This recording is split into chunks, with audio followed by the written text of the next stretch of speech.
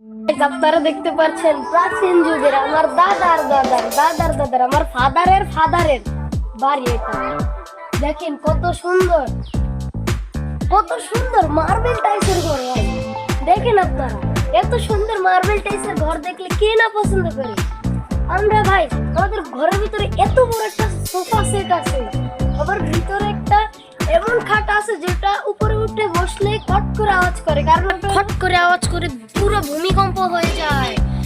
তখন যদি আমরা সোফার উপরে বসি তখন আরেকটা খট করে আওয়াজ হয়, আর সোফার একটা পা আমাদের ভেঙে পড়ে, ঘরের ভিতর প্রাকৃতিক পানি পড়ে, সেটা দ্বারা আমরা ভাত টিনের চালে যখন পানি পড়ে তখন ওই পানি আমরা ধরে রেখে ওইটা দিয়ে ভাত রান্না করে থাকি। তারপরে যখন আমরা রাতে ঘুমাই তখন চাঁদের আলো দেখি, তারপরে যখন আবার সকালে দেখি তখন দেখি সূর্যের আলো, চাঁদের আলো।